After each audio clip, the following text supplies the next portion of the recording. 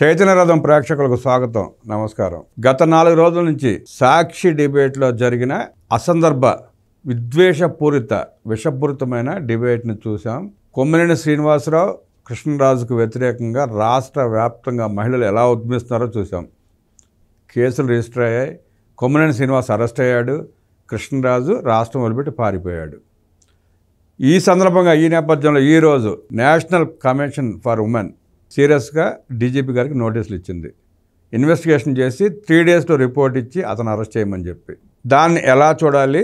YSR Congress party నాయకులు చేస్తున్నట్లు అసందర్భం అంటూ వాళ్ళు మాట్లాడుతున్న తీరుని ఎలా విశ్లేషిస్తారో మన ముందు సోషల్ యాక్టివిస్ట్ శశికుమార్ ఉన్నారు. వారిని అడిగి మరిన్ని విశేషాలు తెలుసుకునే ప్రయత్నం చేద్దాం. శశి గారు, గుడ్ ఈవినింగ్. గుడ్ ఈవినింగ్ అండి. 4 రోజులు జరుగుతున్న పరిణామాలు చూస్తున్నారు. ఈరోజు ఎన్సీడబ్ల్యూ ఇచ్చిన స్పష్టమైన ఆదేశాలు చూశారు. దీన్ని ఎట్లా విశ్లేషిస్తారు? ఒకటండి, ఇక్కడ ఫస్ట్ మొన్న ఒక టీవీ డిబేట్లు ఇవి చూసిన తర్వాత నిజంగా ఇది ఒక హేయమైన చర్యగా నేను భావిస్తూ ఉన్నాను. ఎందుకంటే ఎక్కడైనా కానీ ఏ రాష్ట్రంలో ఉండే వాళ్ళైనా ఆ రాష్ట్రం గురించి గొప్పగా చెప్పుకుంటారు. నా రాష్ట్రం ఈ విధంగా చరిత్ర గల రాష్ట్రం, నా రాష్ట్రంలో ఈ విధంగా రీసోర్సెస్ ఉన్నాయి, మాదెంతో పర్యాటకంగా అభివృద్ధి చెందిన రాష్ట్రం, మేము ఈ విధంగా ఒకవేళ లేకపోతే మనం గొప్పగా చెప్పుకుంటాం. ఇంటిలో మనం మన ఇంటి గురించి ఎక్కడన్నా బయట పోయి ఇట్లుంది అట్లుంది అని చెప్పం కదండి, గొప్పగా చెప్పుకుంటాం. ఇప్పుడు 5 ఏళ్ళు గతంలో విధ్వంసం చూసాం. విధ్వంసం నుంచి ఇప్పుడిప్పుడే వికాసం వైపు వస్తూ రాజధాని నిర్మాణం జరుగుతూ రాష్ట్రంలో అందరూ ఒకరు సెటరేట్ అవుతూ ఉంటే ఇప్పుడు ఇది కావాలని ఆర్గనైజ్డ్గా చేసినట్టుగా అనిపిస్తూ ఉంది. ఇది ఒక ఛానల్ డిబేట్లో కూర్చొని ఒక ఛానల్ డిబేట్లో ఈ విధంగా మాట్లాడుతూ ఉంటే ఈ మాట్లాడేదాన్ని వీళ్ళు నవ్వుతూ, అంటే ఎలాగంటే వెకిలితనంగా కేఎస్ఆర్ గారు ఉన్నారు కదా, ఆయన పెద్ద ఆయన కదా, 70 ఏళ్ళ వయసు ఉంటుంది కదా, 70 ఏళ్ళ వయసు ఉండే మీరు ఒక హుందాతనంగా తీసుకోవాలి. కానీ అతను కృష్ణంరాజు అనే అతను వేసేల రాజధాని అంటే నువ్వు నవ్వుతున్నావు, సిగ్గుండాలి కదండి. అదే లక్ష్మీపార్వతి గారిని ఒక డిబేట్లో ఏదో ఒక అతను తిట్టలేదు, ఏదో ఒక లాజికల్గా ఒక క్వశ్చన్, ఏదో ఒక ప్రశ్న, నాకు కరెక్ట్ గుర్తులేదు, ఒక ప్రశ్న అడిగితే ఇదే కేఎస్ఆర్ గారు వల్గర్ లాంగ్వేజ్ అనేది బీపీ వచ్చి ఊగిపోయాడు. ఇప్పుడు ఎందుకు ఊగలేదు కేఎస్ఆర్ గారు? అమరావతి ప్రాంతంలో ఉండే మహిళల గురించి, నాట్ ఓన్లీ అమరావతి ప్రజలు, అది నేను ఎందుకంటే అది అమరావతి ప్రజలను ఉద్దేశించగా తెలుగు మహిళల గురించి ఉద్దేశించింది, ఉద్దేశపూర్వకంగా అన్నది. మీ ఇంట్లో కూడా ఆడబిడ్డలు ఉంటారు కదా. ఇప్పుడు ఇతను ఈ విధంగా అన్నాడు కదా, మీరు ఎందుకు ప్రశ్నించలేదు?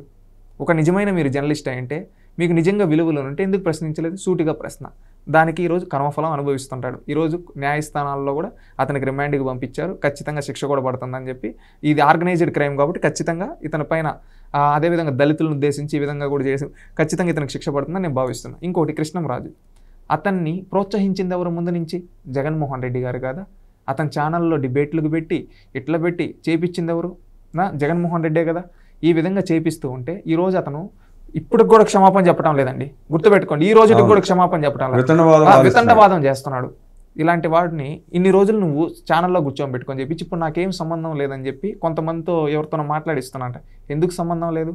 ఇన్ని రోజులు అతన్ని ఎక్కువ డిబేట్లు ఏ ఛానల్లో? మీ ఛానల్లో కదా, మీరు కదా ప్రోత్సహించింది. ఇన్ని రోజులు ప్రోత్సహించి ఇప్పుడు సంబంధం లేదు ఇవని చెప్పి మీరు వితండవాదం చేస్తున్నారు. ఇంకొకటి, ఈరోజు national commission for women NCW ఏదైతే ఉందో ఈరోజు కృష్ణరాజుపైన చర్యలు తీసుకోమని చెప్పి ఆదేశించింది. అంటే స్టేట్ డీజీపీని ఆదేశించింది. ఇక్కడ గుర్తుపెట్టుకోండి, 2-3 రోజుల నుంచి వైసీపీకి ఎవరైతే వైసీపీ జీతగాళ్ళు ఉన్నారో, అదే అండి వైసీపీ జీతగాళ్ళు అంటే సజ్జల రామకృష్ణారెడ్డి గారు, అదేవిధంగా విడుదల రజనీ గారు, అంబట్టి రాంబాబు గారు, ఈరోజు మాట్లాడిన రోజా గారు కావచ్చు, వీళ్ళందరూ వచ్చి కేఎస్ఆర్ గారు ఏం తప్పు చేయనట్టు, కృష్ణంరాజు ఏం తప్పు చేయనట్టు బయటకు వచ్చి వత్తాసు పలుకుతున్నారు కదా. ఈరోజు నేషనల్ కమిషన్ ఉమెన్ ఎన్సీడబ్ల్యూ చెప్పింది 3 రోజుల్లో ఇతనిపైన చర్యలు తీసుకోండి, ఏం తీసుకున్నారు మాకు రిపోర్ట్ చేయండి అని చెప్పి. అంటే మీ చెంప పగలగొట్టినట్టే కదా. ఈరోజు ఒక చిన్న ఇన్సిడెంట్ చెప్పదలుచుకోండి. భారతిరెడ్డి గారిని ఉద్దేశించి తెలుగుదేశం పార్టీ కార్యకర్త ఒక అతను మాట్లాడితే అతను ఏదో ఛానల్గా వ్యక్తిగతంగా అతను మాట్లాడుకుని దానికి పార్టీకి ఎలాంటి సంబంధం లేదు. అలాంటి వ్యక్తి పైన 24 గంటలు అరెస్ట్ చేసి అతన్ని రిమాండ్కి పంపించారు చంద్రబాబు నాయుడు గారు, భారతిరెడ్డి గారిని తిట్టిన. కానీ ఈరోజు సాక్షిలో అదే భారతిరెడ్డి గారు అలాంటి వీడియో రాష్ట్రంలో ఉండే మహిళలందరి గురించి తప్పుగా ప్రసరిస్తే ఈ రోజుటి వరకు క్షమాపణ చెప్పలేదు. చెప్పలేదండి. మీరు ఇక్కడ గమనిస్తే భారతిరెడ్డి గారు కానీ, రోజారెడ్డి గారు కానీ, రజనీ గారు కానీ, ఇంకొకళ్ళు కానీ వాళ్ళు ఆంధ్రప్రదేశ్ రాష్ట్ర మహిళలు కాదు, మాకు సంబంధం లేదు, మా వాళ్ళు మేము తిడతాం ఆంధ్రప్రదేశ్ని, అలాగే మీరు భరించండి పడండి అన్నట్టే మాట్లాడుతున్నారు. ఇది ఒక్కటండి నేను చెప్తున్నాను. ఆడబిడ్డ కన్నీరు అనేది ఉసిరై తగిలితే వాళ్ళు నాశనం అయిపోతారంటారు. అదేవిధంగా జగన్మోహన్ రెడ్డికి గత 5 ఏళ్ళు ఆడబిడ్డల ఉసురు తగిలి అధికారం పోయింది. ఇప్పుడు మళ్ళీ అధికారం పోయిన అదే ఆడబిడ్డల పైన విషం జిమ్మిస్తూ ఉన్నాడు.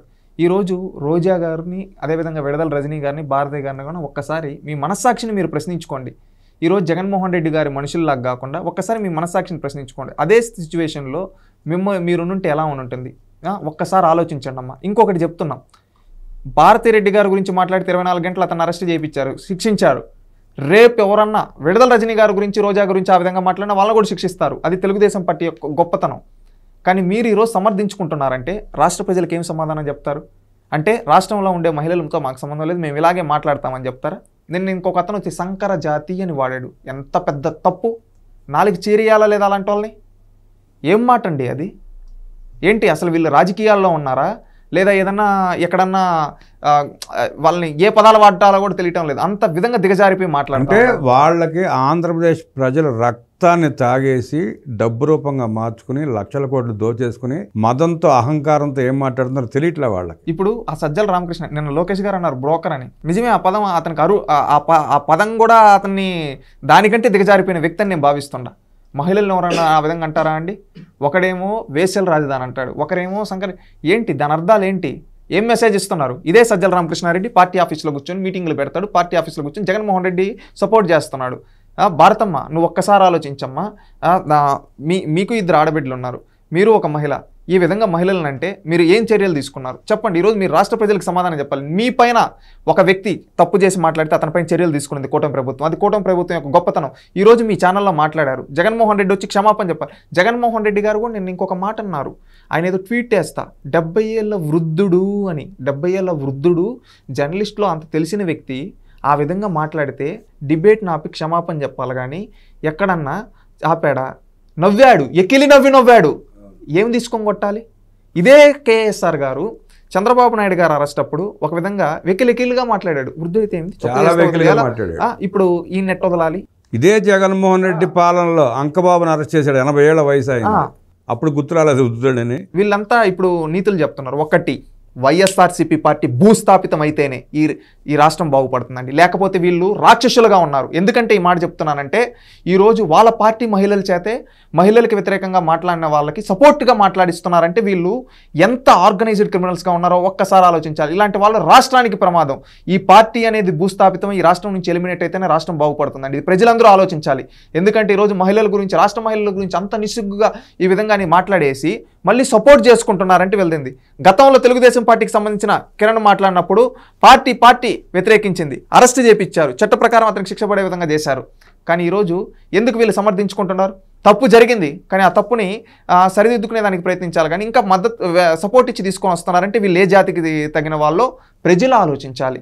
ప్రజలు ప్రజాస్వామ్యబద్ధంగా వీళ్ళకి బుద్ధి చెప్పి వీళ్ళని ఎలిమినేట్ చేస్తారని కోరుకుంటున్నారు. వీళ్ళు ఇప్పుడు సాక్షి ఆఫీసుల దగ్గరికి వచ్చి నార్మల్గా ప్రజాస్వామ్యబద్ధంగా ధర్నా చేస్తే కూడా వాళ్ళని ఏదేదో వక్రీకరించి చెప్తున్నారు మహిళల గురించి.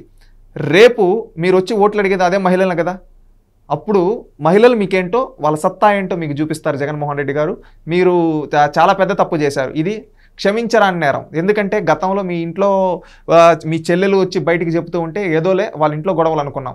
ఈరోజు మీ బుద్ధి చూసి రాష్ట్రం మొత్తం నవ్వుతుంది. ఇలాంటి వ్యక్తి మనకు 5 ఏళ్ళు ముఖ్యమంత్రి ఉన్నాడా అని సిగ్గుపడుతున్నారు రాష్ట్ర ప్రజలు. జగన్మోహన్ రెడ్డి గారు ఇక్కడ మనం గమనిస్తే వాళ్ళు ఎంత ఆర్గనైజ్డ్గా ఆ డిబేట్ పెట్టి అల్లరి చేశారో ఒకసారి మనం వెనక్కి చూస్తే 2022 మధ్యలో తయారైన రిపోర్ట్ అది. ఆ రిపోర్ట్ తయారు చేసిన చంద్రశేఖర్ అనే వ్యక్తి ఆ ఫండ్ రైజ్ చేసుకోవడం కోసం కొన్ని సంస్థల కోసం చేసిన రిపోర్ట్ అది. దాన్ని 2025 జూన్ 2వ తారీఖున సుధాకర్ రెడ్డి అనే వ్యక్తి ఆర్టికల్ రాసి పబ్లిష్ చేశారు దాన్ని. ఆ ఆర్టికల్ని జగన్మోహన్ రెడ్డి పత్రికలో ఛానల్లో డిబేట్ పెట్టి అల్లరి చేయడం మొదలుపెట్టారు. ఇదంతా అమరావతి మీద విషం కక్కటానికి ప్రీ ప్లాన్ స్కెచ్ అనుకుంటున్నారా? తప్పకుండా అండి. ఎందుకంటే వీళ్ళు పర్టికులర్గా వీళ్ళ వాదనలు ఇవన్నీ చూస్తూ ఉంటే నాకేమర్థమవుతుందంటే వీళ్ళకి రాష్ట్ర ప్రజలపైన నమ్మకం కన్నా వీళ్ళు ఏంటంటే అదేదో వాళ్ళ ఆస్తులను కాపాడుకోవడం అధికారమే దర్పణంగా మేము భావిస్తూ ఉన్నామని చెప్పి ఈ విధంగా మాకు అధికారం కోసం మేము ఎంతకైనా దిగజారుతాం, ఎవరినైనా విమర్శిస్తాం, రేపు మళ్ళీ మేము ఈ ఫేక్ ప్రోపగండాలు చేస్తామని చెప్పండి. ఎందుకంటే ఇంకా రేపు భవిష్యత్తులో వీళ్ళకి అధికారం రాదేమో అని తలచి రాష్ట్రం యొక్క మహిళల వీళ్ళు దిగజార్చే విధంగా మాట్లాడుతున్నారు. ఒకటి, ఇదే ఆంధ్రప్రదేశ్ రాష్ట్రంలో మనం ఇప్పుడు ఎక్కడైనా కానీ చెప్పుకుంటే డొక్కా సీతమ్మ అని గొప్పగా చెప్పుకుంటాం. అదేవిధంగా మనకు ఎంతోమంది గొప్ప గొప్ప మహిళలు ఈ తెలుగు నేలపైన పుట్టి స్వాతంత్ర సమరంలో కావచ్చు, ఆ తర్వాత కావచ్చు, సామాజిక సేవా రంగాల్లో కావచ్చు ఎంతో ఉన్నత ఖ్యాతిని గటించారు. అలాంటి మహిళలు పుట్టిన ఈ రాష్ట్రంలో ఈరోజు వీళ్ళు వేశ్యల రాజధాని అని ఈ విధంగా వాడుతున్నారంటే వాళ్ళు నిజంగా ఒక తల్లికే పుట్టారా అని అడగాలనుకుంటున్నాను. ఎందుకంటే ఇంత దిగజారుడు మాటలు ఎందుకు? ఈరోజు నీకు ఒక వ్యక్తి పైన కోపం ఉంటే ఆ వ్యక్తి పైన చూపించు, ఏమన్నా నీకు ఆ ప్రాంతం పైన కోపం ఉంటే ఏదో నిర్మాణాత్మకమైన విమర్శలు చేయి, అంతేగాని ఇంత దిగజారి ఒక రాష్ట్ర రాజధానిని ఈ విధంగా అనడం, అదేవిధంగా ఒక మహిళల్ని ఈ విధంగా మాట్లాడడం ఎంతవరకు సమంజసం? ఇప్పుడు కృష్ణంరాజు గారు కూడా ఆలోచించాలి, ఆయనకు కూడా బిడ్డలు ఉంటారు కదా. ఇప్పుడు ఇదే మాట ఆయన వాళ్ళమ్మ దగ్గర పోయి ఒక్కసారి అనమనండి, వాళ్ళమ్మ నిజంగా బతుకుంటే ఖచ్చితంగా చెంప మీద కొడుతుంది. ఎందుకంటే ఇలాంటి కొడుకుని నేను కన్నానని సిగ్గుపడుతుంది. ఎందుకంటే ఈరోజు చూస్తూ ఉంటే ఇలాంటి మొన్నే జోగి రమేష్ అన్నాడు ఒక ఇంటర్వ్యూలో చెప్తూ, భువనేశ్వర్ గారి గురించి ఆ రోజు మాట్లాడినప్పుడు నా భార్య కూడా నన్ను నిలదీసింది అని చెప్పి. అంటే వాళ్ళ ఇంట్లో ఆడవాళ్ళు కూడా యాక్సెప్ట్ చేయటం లేదండి దీన్ని. వీళ్ళు ఈ దిగజారిపోయి ఇప్పటికన్నా పద్ధతి మార్చుకొని ఒక హుందాతనమైన రాజకీయం చేయాలని చెప్పి కోరుకుంటున్నాం. ఇలాంటి దానికి ఫుల్ స్టాప్ పడాలని కోరుకుంటున్నాం. ఇక్కడ మనం కూడా గమనిస్తే వాళ్ళు నీచ రాజకీయం చేసే ఈ పరిణామ క్రమంలో వాళ్ళకి వేసిన 40% ఓటర్లు కూడా ఉన్నారన్న జ్ఞానం కూడా లేకుండా పోతుంది వాళ్ళకి. వాళ్ళు ఎలా గమనిస్తున్నారంటారు వీళ్ళని? వాళ్ళ మార్పు వచ్చే అవకాశం ఉందా? రాష్ట్రం మొత్తం సిగ్గుపడుతుందండి. ఈరోజు ఆ 40% మంది కూడా తల దించుకుంటున్నారు. నేను ఓటేసింది ఇలాంటి వ్యక్తిగా, నేను ఓటేసిన వ్యక్తి ప్రతిపక్షంలో ఉండి నా మంచి కోసం పోరాడుతూ ఉంటే ఎవరైనా కానీ నేను ఓటేసింది ఒక పోరాట యోధుడికి ఓటేశాను, ఈరోజు ఓడిపోయినా కానీ నా హక్కుల కోసం అతను పోరాడుతూ ఉన్నాడని చెప్పుకుంటారు. కానీ ఈరోజు వైసీపీకి ఓటేసిన వాళ్ళు సిగ్గుపడుతున్నారు.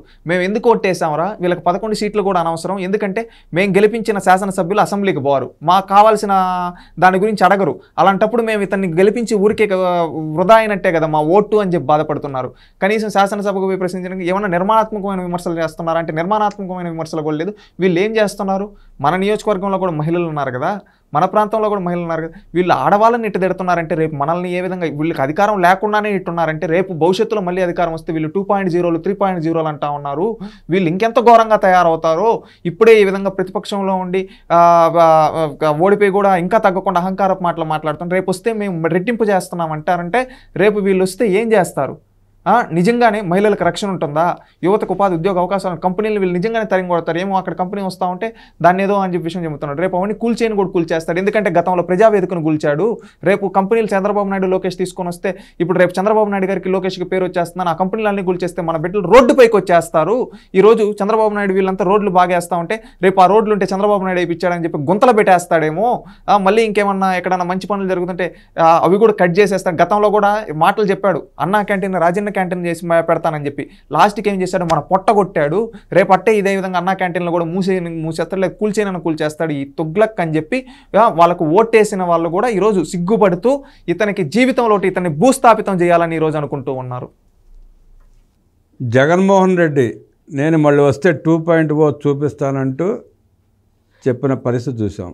2.0 అంటే దోచుకున్న చాలేదు, రాష్ట్రంలో ఎవరిని మిగలనివ్వను, మీ మెడ మీద కత్తి పెట్టి మొత్తం లాక్కుంటాను అని చెప్పి స్పష్టంగా చెబుతున్న జగన్మోహన్ రెడ్డికి ఓటేసే పరిస్థితి లేదని, ఆ వేసిన 40% మంది కూడా తలదించుకొని క్షమాపణలు కోరుతున్నారంటూ విశ్లేషించిన శశికుమార్కి ధన్యవాదాలు తెలియజేస్తూ నమస్కారం.